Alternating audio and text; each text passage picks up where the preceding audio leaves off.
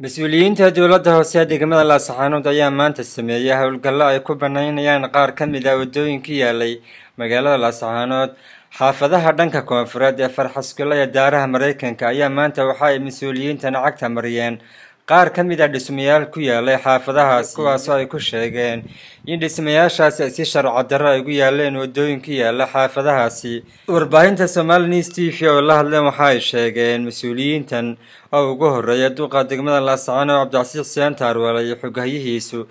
inay talaabadan ay noqon doonto mid sii socota isla markaana maalmaha soo socda magaalada Lasanod ay gali doonaan dhammaan xaafadaha kala duwan ee ku yaala magaalada iyagoo sheegay inay burburin doonaan dhismayaal badan oo ku yaala oo si sharci darro ugu dhisan magaalada Lasanod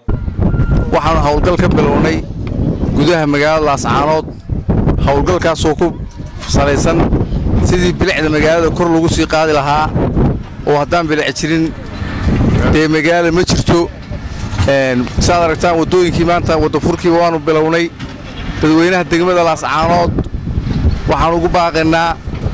in ninoo wada dhisan kulli waa laga duminayaa hawlgalkuna mid maantun ku eeg maaha waa mid soconaya oo si joogta u sala ama qofkii wada xidha waa laga duminayaa adigu baa lacagtaadii iska qasaariyay marka dadweynaha aad iyo aad bay noo shaqeynayaan aad iyo aad baan u mahadnaqaynaa qof qori waxba ma qaban karo ama tiin qori in hawsha tiin aan ku wada qabanaa loo baahan yahay aad uga dardaarmana inaan wadooyinka iyo tugaga iyo dhulka ummadda u dhaxeeya sida meelaha jeexyada oo kale geeda qarsi oo kale in dadku ka fogaadaan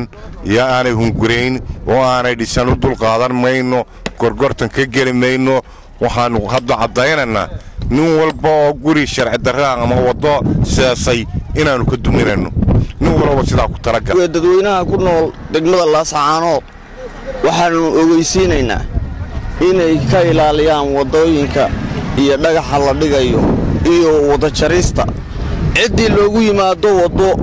waxa laga qaadayaa talaabo sharci oo arintooda waafaqsan inay muddo sii socoto ilaa inta natiijada laga gaarayo iyadoo ay runtii wax weeyaan wadooyin aad badan xiran yihiin dadkuna aad moodid baryahan inay ku soo noqdeen wada goyntii xilligii wada furista ugu dambeysay waxaan u maleynayaa ballanta aanu dadweynaha reer Lasanod lahayn waxba iska bedelay waxaad moodaa inay ku soo noqdeen inay wadooyinka dib u jaraan raalli ka noqon mayno mas'uuliyadana waxa qaadi doona qofka isqasaareeyay ama sees ha ahaado ama guri ha ahaade cidii wada dhista waa la duminayaa qof walba ka digtoonow inaad wada fadhiisatid booskaad calaamisanaysid waa inaad sifo sharciya oo kugu calaamisan yahay dhanka kale qaar ka mid ah dadka ku dhaqan xaafadahaasi ayaa si weyn u soo dhaweeyay waxaana ay uga mahadnaqeen mas'uuliyiintan hawshaas waa hawl muhiim ah baan ugu faraxsanahay magaaladana waxa u baahan dhul badan baa u baahan in wadooyinkiisa la hagaajiyo ma wacna in qof walba uu goosto gurigiisa hortiisa adduunkana waa laga dhimanayaa marka hawshan la wadaa baan u faraxsanahay waana soo dhaweynaynaa aad iyo aad waxaan ugu faraxsanahay hadaan nahay xaafadaha daaraha Mareykanka maanta hawlgalka halkan ka bilowday ee wada bixinta waxa weeyaan dawladda hoose wado kuwan iyo kuwa kale waa doonaynaa in loo qabto sida masallaha kale wadooyin far badan baa xiran marka waxaan doonaynaa in dawladdu hoose si balaadhiso wax qabadkeeda